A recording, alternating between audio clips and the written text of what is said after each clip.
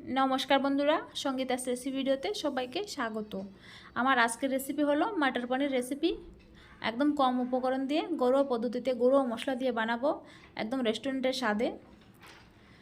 স্বাদ কিন্তু একদম রেস্টুরেন্টের মতো হবে। তাহলে চলুন বন্ধুরা রেসিপিটা দেখে নেওয়া যাক। প্রথমে আমি পনিরটাকে কেটে নেব টুকরো টুকরো করে। আমি ছোটো ছোটো করে টুকরো করে নেব। আমি কিন্তু 1 কেজি পনিরের মটর পনির বানাবো, তার জন্য আমি 1 কেজি পনির নিয়েছি। আর পনিরটাকে আমি ছোটো ছোটো পিস করে কেটে নেব। প্রথমে দেখুন আমি ছোটো ছোটো পিস করে কেটে নিচ্ছি।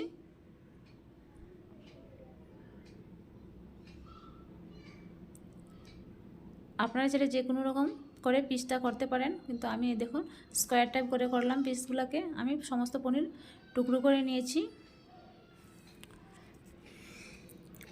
আর নিয়েছি আমি হাফ কেজি মটরশুঁটি। আমি একদম ফ্রেশ মটরশুঁটিটা নিয়েছি। এদিকে কড়াইটা গরম করে নিয়ে দিয়ে দিচ্ছি পরিমাণ মতো তেল। আমি এখানে সাদা তেল দিয়ে রান্নাটা করব, আপনারা চাইলে সরষের তেল দিয়ে করতে পারেন। আমি এখানে তেলটা অনেকটা দিয়েছি, 200 গ্রামের মতো তেল দিয়েছি, যেহেতু 1 কেজি পনির বানাবো তার জন্য। তারপরে তেলটা গরম করে নিয়ে আমি এখানে গোটা গরম মশলা দিয়েছি, বড় একটা এলাচ, 4টে ছোটো এলাচ, দারচিনি আর লবঙ্গ দিয়েছি। এগুলো একটু ভেজে নিয়ে তারপরে দিয়ে দিয়েছি 1.5 চামচের মতো গোটা জিরে। গোটা জিরাটাকে একটু ভেজে নিয়েছি। দেখুন ভেজে নেওয়ার পরে আমি দিয়ে দিয়েছি পেঁয়াজ কুচি। আমি এখানে 3টে মিডিয়াম সাইজের পেঁয়াজ কুচি করে নিয়েছি। পেঁয়াজ কুচিটা আমি এখন ভালো করে ভেজে নেব। প্রথমে একটু ব্রাউন কালার করে ভাজতে হবে পেঁয়াজটাকে।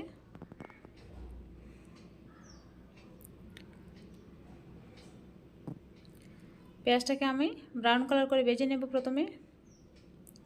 দেখুন পেঁয়াজটা আমার ব্রাউন কালার করে ভেজে নেওয়া হয়ে গেছে, আর বেশি ভাজতে হবে না, ভাজা কিন্তু হয়ে গেছে। এখন আমি এর মধ্যে দিয়ে দিয়েছি 1.5 টেবিল চামচের মতো রসুন বাটা, আর দিয়ে দেব 1.5 টেবিল চামচের মতো আদা বাটা।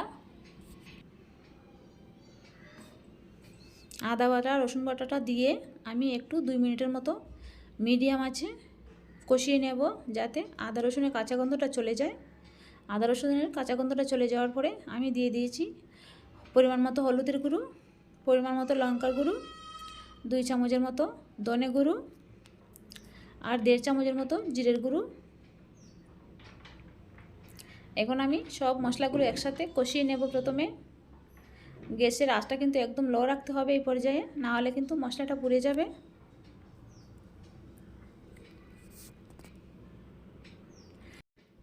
মশলাটাকে আমি একটু কষিয়ে নিয়েছি। এখন আমি দিয়ে দেব এর মধ্যে 3টে মিডিয়াম সাইজের টমেটোকে আমি পেস্ট করে নিয়েছিলাম, এই টমেটো পেস্টটা দিয়ে দিয়েছি।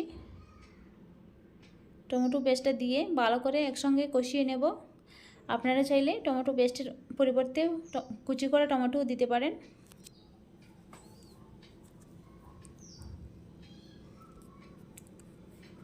টমেটো পেস্টটা দিয়ে খুব ভালো করে কষিয়ে নিতে হবে অনেকক্ষণ সময় ধরে।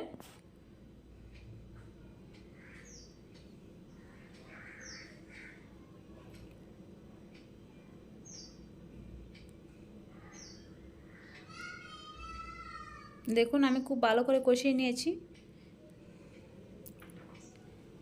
এখন আমি এর মধ্যে দিয়ে দেব বাদাম বাটা।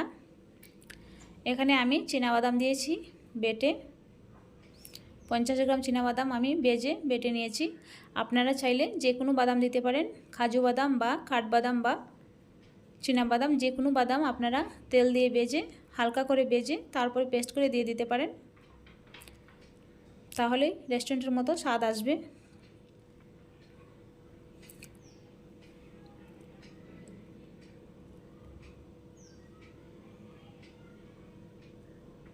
দেখুন বাদাম বাটা দিয়ে আমি একটু কষিয়ে নিয়েছি।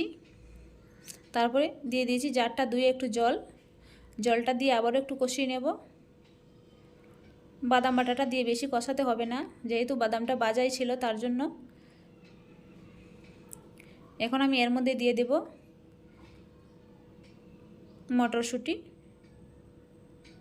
মটরশুঁটি দিয়ে আবার একটু মিশিয়ে নিচ্ছি মশলার সঙ্গে খুব ভালো করে।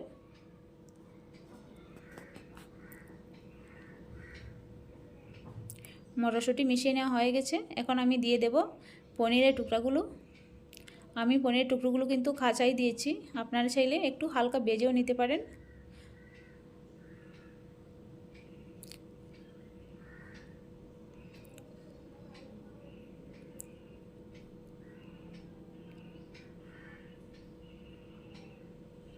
পনিরগুলো দিয়ে দিয়েছি। এখন আমি আরেকটু কষিয়ে নেব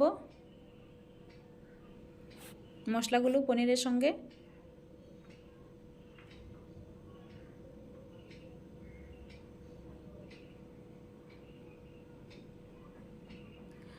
এই সময় কিন্তু খুব আলতো হালতে কষিয়ে নিতে হবে, না হলে কিন্তু পনিরগুলো ভেঙে যেতে পারে। যেহেতু পনিরগুলো কাঁচা, তার জন্য পনিরগুলো আমি কষিয়ে নিয়েছি। এখন আমি দিয়ে দিয়েছি স্বাদ মতো লবণ। লবণটা দিয়ে আবারও একটু মিশিয়ে নিয়েছি।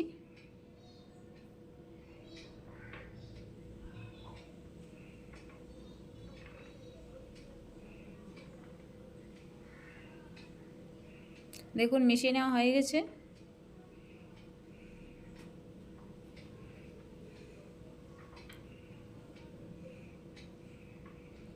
এখন আমি দিয়ে দেব এর মধ্যে গরম জল।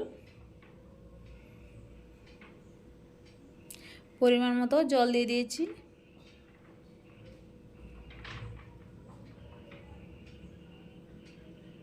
জলটা দিয়ে আবার একটু নাড়াচাড়া করে নিচ্ছি।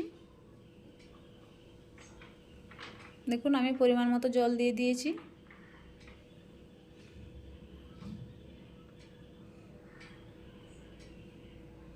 এখন আমি একটু নাড়াচাড়া করে নেব প্রথমে, তারপরে ঢাকনা দিয়ে আমি 5 মিনিট ফুটিয়ে নেব। 5 মিনিট ফুটিয়ে নিলে হয়ে যাবে। দেখুন ফুটিয়ে নিয়েছি 5 মিনিট। আমার পনিরটা কিন্তু একদম রেডি।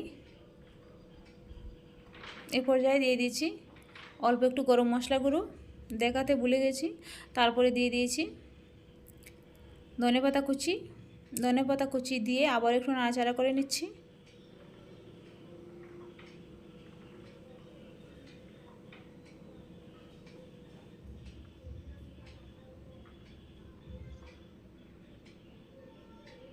দেখুন আমার পনিরটা কিন্তু একদম রেডি। এখন আমি নামিয়ে নেব। আমার আজকের রেসিপিটা কেমন হয়েছে অবশ্যই জানাবেন বন্ধুরা। যদি রেসিপিটা ভালো লাগে তাহলে অবশ্যই চ্যানেলটাকে সাবস্ক্রাইব করে পাশে থাকবেন আর বেল আইকনটা অন করে রাখবেন। যখনই আমি কোনো নতুন ভিডিও দেব সবার আগে আপনার কাছে পৌঁছে যাবে। তাহলে আজকের মতো বিদায় নিচ্ছি। ভালো থাকবেন, সুস্থ থাকবেন আর প্লিজ আমার পাশে থাকবেন। ধন্যবাদ।